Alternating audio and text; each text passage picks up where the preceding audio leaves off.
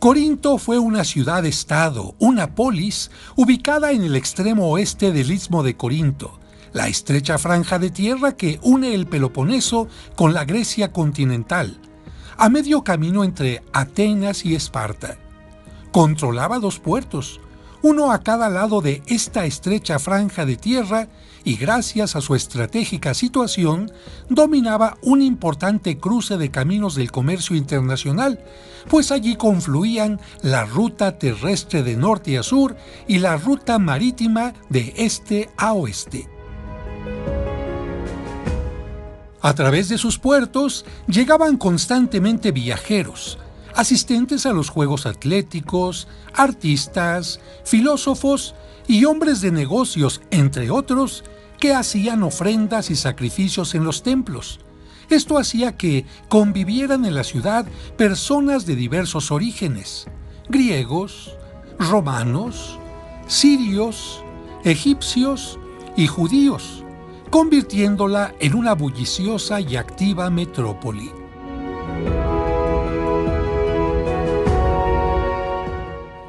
Así era la ciudad con su teatro, el Odeón, el templo de Apolo y otros templos,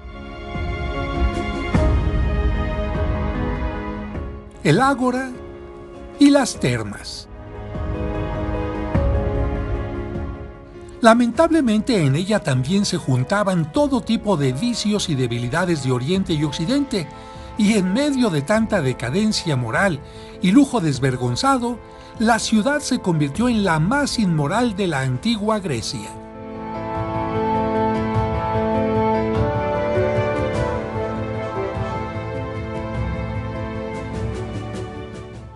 Esto suponía una gran amenaza para el bienestar espiritual de los cristianos corintios, por lo que, en las cartas que Pablo les dirige, critica duramente la avaricia, la extorsión y la inmundicia moral. Y hoy, para conocer lo que queda de aquella importante ciudad, nuestra peregrinación se dirigió a la antigua Corinto, que en tiempos de Pablo tendría unos 40,000 habitantes, cantidad que solo superaban Roma, Alejandría y Antioquía de Siria, y cuyas ruinas forman parte de un complejo arqueológico rodeado por una pequeña población. Corinto siguió la suerte del resto de Grecia y, por tanto, perteneció sucesivamente a los emperadores bizantinos de Constantinopla, fue conquistada por los francos en 1205, luego por los venecianos y en 1459 por los otomanos, hasta que en 1858 un terremoto provocó la destrucción de la antigua ciudad. Desde 1896, la Escuela Americana de Estudios Clásicos de Atenas, bajo la dirección del Ministerio de Cultura griego, ha realizado sistemáticas excavaciones arqueológicas. En esta ciudad, Pablo vivió 1 año y medio. Allí se puso en contacto con Aquila y Priscila, judíos que habían llegado de Italia después del decreto del emperador Claudio que expulsaba de Roma a todos los judíos. Como también eran fabricantes de tiendas, Pablo se alojó con ellos y trabajó en su oficio. Muy probablemente, el apóstol llegó a Corinto a comienzos del 51 después de Cristo, permaneciendo allí más de 1 año y 6 meses. Al comienzo, trabajó con los judíos en la sinagoga, como era su práctica al entrar en una ciudad nueva. Sin embargo, una vez más, cuando la mayoría de los judíos se opuso y lo injurió, se apartó de ellos y comenzó a trabajar en forma directa por los gentiles. Como ya no podía predicar en la sinagoga, realizó sus reuniones en una casa contigua cuyo dueño adoraba a Dios. El evangelio produjo mucho fruto en esa ciudad y entre los conversos estaba el dirigente de la sinagoga. Entretanto, Silas y Timoteo llegaron con las animadoras noticias de la fidelidad de los tesalonicenses. Estas buenas nuevas inspiraron a Pablo a escribir su primera epístola a los tesalonicenses, probablemente en el año 51 después de Cristo. Es la epístola que se ha conservado. Más tarde, tal vez a fines del mismo año o a comienzos del año siguiente, escribió la segunda carta a los tesalonicenses. Tras pasar más de 18 meses en Corinto, Pablo se embarcó en Céncreas rumbo a Éfeso, alrededor del año 52 de nuestra era.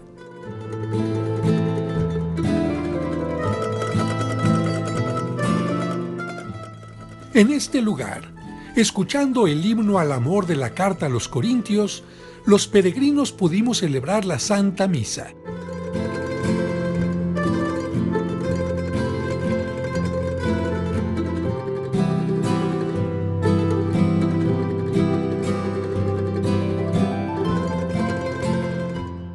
La visita continúa en el Museo Arqueológico que alberga las piezas griegas y romanas encontradas en las excavaciones. Esto permite ampliar nuestro conocimiento del lugar porque la mayoría de las ruinas de Corinto corresponden a la época romana y no a la de la Grecia clásica. Esto debido a la devastación de la ciudad por las legiones romanas en el año 146 a.C. El museo fue fundado en los años 30 del siglo pasado por la Escuela Americana de Estudios Clásicos para albergar las piezas griegas y romanas descubiertas en las excavaciones, esculturas, columnas, capiteles, mosaicos y piezas de alfarería. Esta pieza conserva aún algo de los colores originales. El mosaico muestra a un grifo atacando a un caballo. Los relieves romanos muestran escenas de guerreros luchando contra amazonas y gigantes.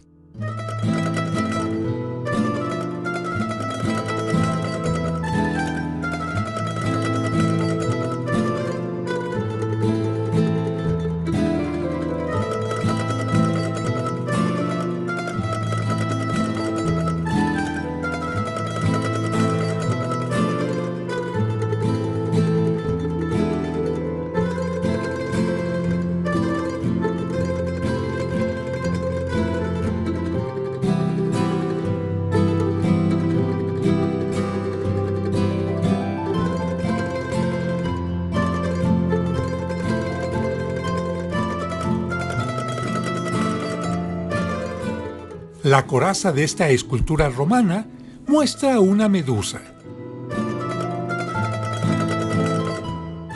Esta representa al César como dios, con el torso desnudo y un gran manto.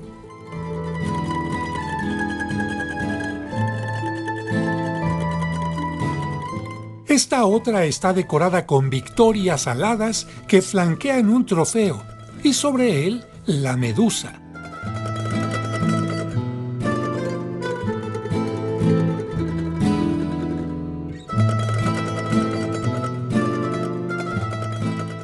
Esta muestra a César Augusto con el manto de sacerdote que le cubre la cabeza en acto de reverencia a los dioses. La apariencia juvenil, casi infantil, sin líneas de expresión, también lo representa como inmortal, como el divino César.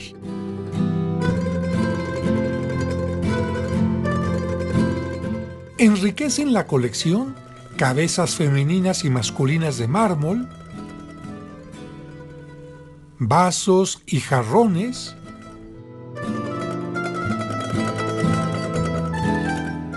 estatuillas de barro y marfil de dioses y la medusa,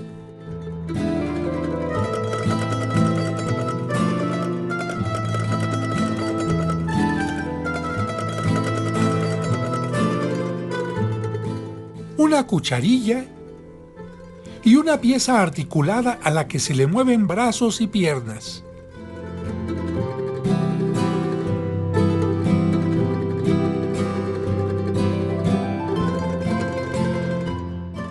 Este mosaico con la cabeza de Dioniso o Baco proviene de una villa romana.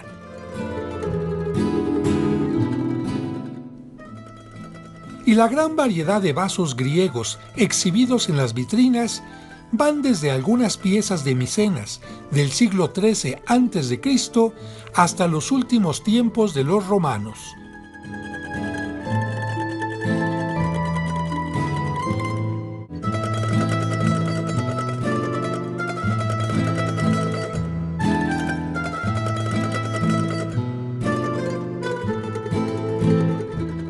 Estas dos magníficas esculturas romanas se encontraban en la fachada de los Barbieri.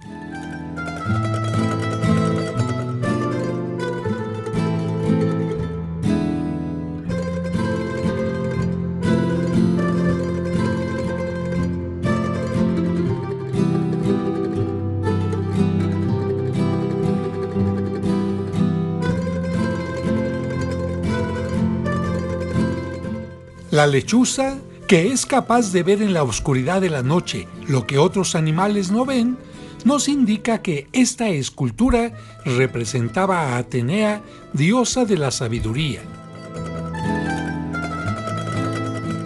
A la musa Talía siempre se le representa con la máscara de la comedia.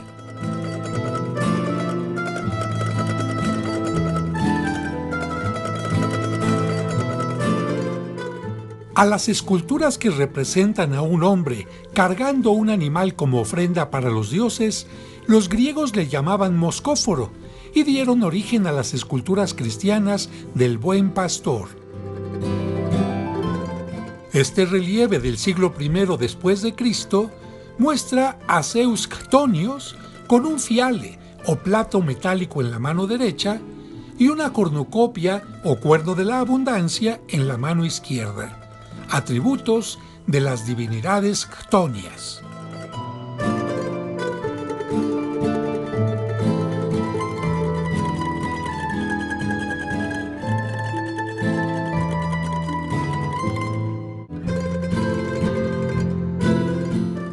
Estos capiteles con 4 guerreros son excepcionales.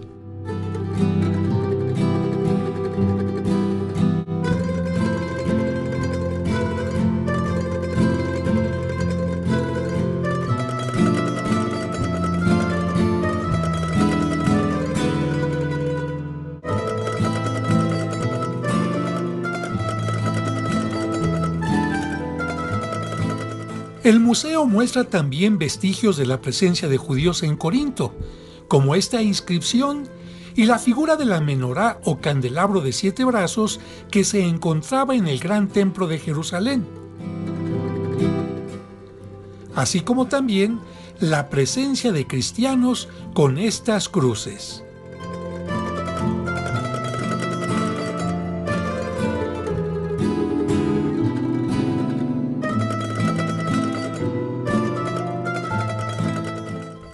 Y de esta manera nos despedimos de la antigua ciudad de Corinto.